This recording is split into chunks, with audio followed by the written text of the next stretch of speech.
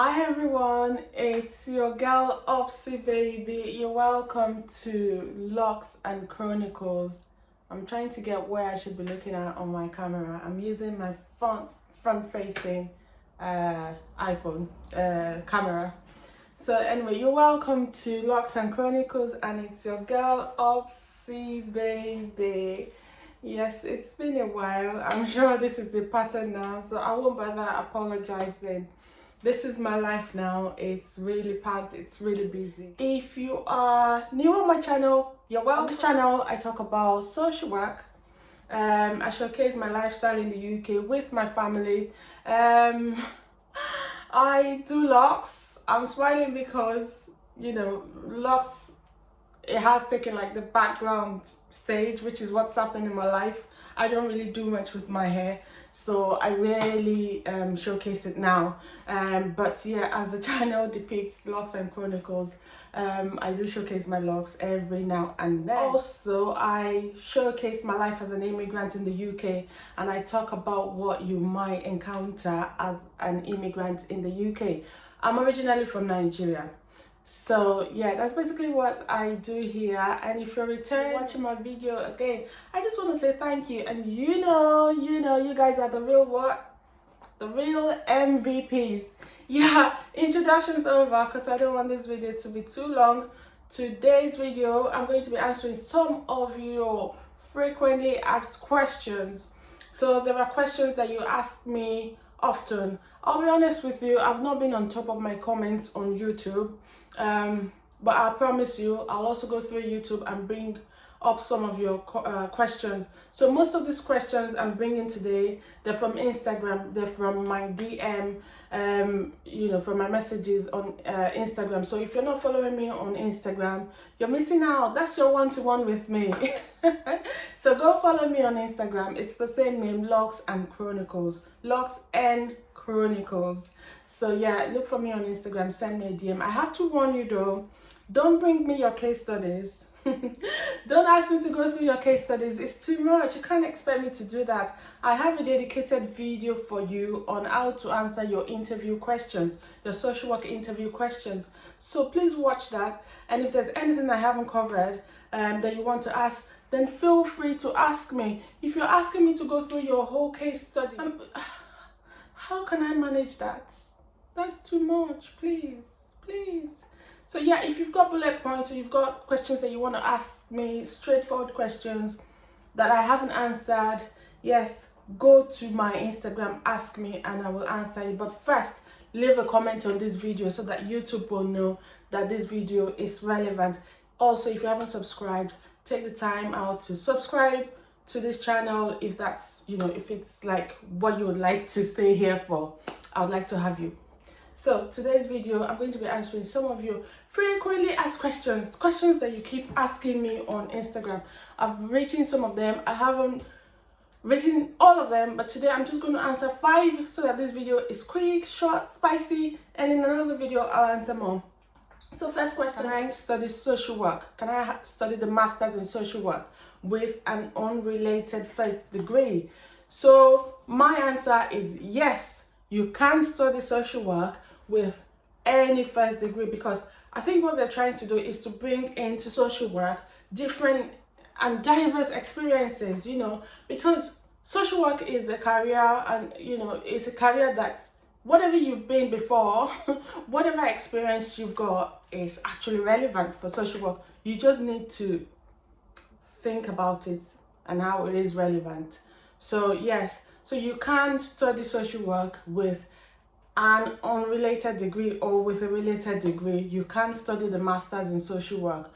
So I did, for example, myself, I had a BA in English and I had a master's in business decision management before I went to study social work, and it was acceptable. What you just need to show, what you need to prove when you write your personal statement, when you go for your interview, is just to showcase how your experience is relevant to social work.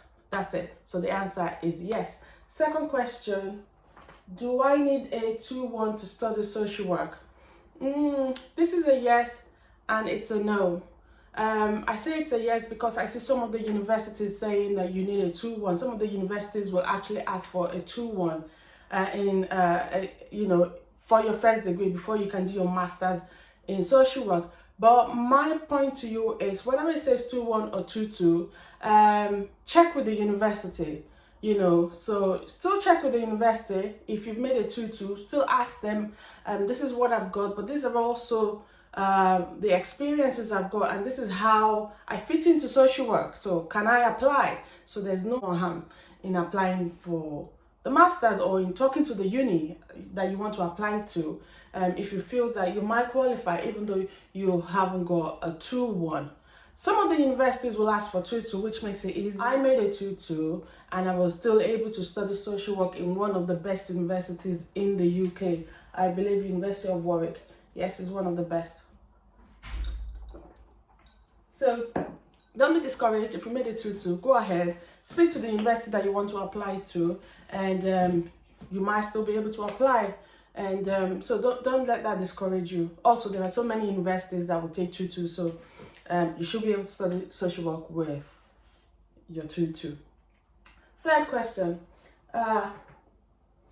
So I get asked this question a lot as well. Do I need a driver's license for my social work placement or for my social work job? So I will break that question into two. I'll talk about placement first, and I will say, even if you haven't got a driver's license or a means of transporting yourself, that's your own private car or whatever you might want to drive, motors, bike or whatever, even if you haven't got that, the university it's their responsibility to get you a placement. So you should be able to get a placement. The only thing is, you need to state this clearly when you apply for your placement. You have a document where you say about the placement that you want and all of that. So I can't remember what that is called, but just state that clearly so that the university can make it clear. And also, when you go for your placement interview, let them know that you haven't got a means of private transportation. You haven't got a car, you haven't got a driver's license. So that shouldn't hinder you from having a placement. It might dictate what kind of placement that you get though.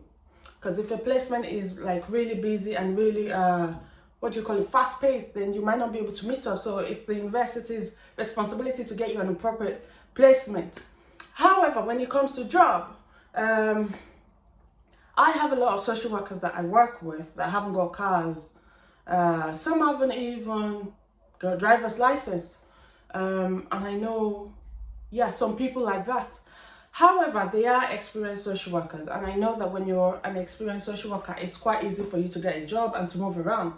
Newly qualified social workers, though, it's a bit different because you're trying to get into that career for the first time.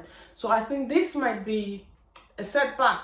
So I would encourage you strongly, if you're in the UK and you're able to drive, just do it. It's for your convenience anyway. I would say also the job description should tell you if you need to be a driver, because there are some social work jobs that you can be stationary, you don't need to move around.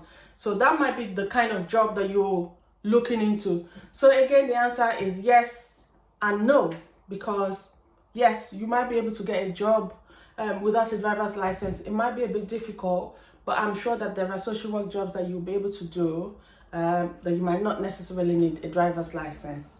It will be desirable though, and it will make you're getting a job quicker, I'm sure. So that's number 3. Number 4, is that number 4? Yeah. I get asked this a lot too. Can social workers work for the NHS? Or do they have to always work for local authorities? Social workers can work in a range of different sectors, private, public, name it. So my answer to that is, social workers do work with the NHS. Yes, the NHS does employ social workers. So social workers can work in local authorities. They can work in the NHS as well. And yes, newly qualified social workers can also get jobs in the NHS. Yes, next question. I think this will be my final question, so this video is not too long. Does my placement affect where I am going to eventually work? Oh my God, a lot of students ask me these questions because when they go for placement, want to make sure that the placement kind of matches where they're going to work. I have spoken about this before in one of my videos. I think, yeah, the video where I talked about my placement. So your placement would not necessarily dictate where you're going to work. So you can be placed anywhere. You can ask for where you want to be placed, but I think the university, they just place people because they just want you to do your placement to fulfill the requirements of your degree. So yeah, you can't be placed anywhere, even to places where you haven't requested to be placed to. So for example, myself, my first placement, I did request children's services because I wrote in my placement application that I'd never really worked with children. So I wanted to challenge myself and see how it was to work with children. So I asked for my first placement to be children's services. But when I did it, it just helped me make up my mind that I didn't want to work in children's services. I definitely wanted adults. I already knew what I wanted, and I definitely wanted adult mental health, which is where I knew I would eventually be practicing. So for my second placement, I did ask for adults, and I specified mental health. However, they placed me again in children's services, and the second time it was child protection. So it was even more exhausting and more stressful than even the first children's placement, which was with looked after children department. So yes, I did both of my placements in statutory and with children's services, but I ended up getting a job in adult mental health, which was what I wanted and which is what I've always wanted. So I think I am proof that the fact that you do your placement somewhere doesn't mean that's where you're going to end up. But the answer to that is you can be placed somewhere and you can end up working somewhere else. That's the simple answer. So I'll make this video 5 frequently asked questions. I will do another one, a follow-up video to round it up. If you haven't subscribed, this is your time. Click the subscribe button. Please share this video with your friends. Leave a comment, just encourage me. If you have questions, ask. If they're more private, leave a comment and then come to me on Instagram and ask your questions in my DM. I'm busy, but I still try to answer your questions. So hope this video helps. Hope it answers some of your questions. If you have more questions I haven't covered, I'm doing more videos on this. So just leave your questions. I will get to them, and I promise I'll do everything in a video. Watch out for the next video. I want you to remember, as I always say, as I always remind you, please believe me when I say it, I really do love you because I'm thankful that you are here, encouraging me and stopping and watching this video. Thank you so much. Thank you. Till I come your way next time, be good.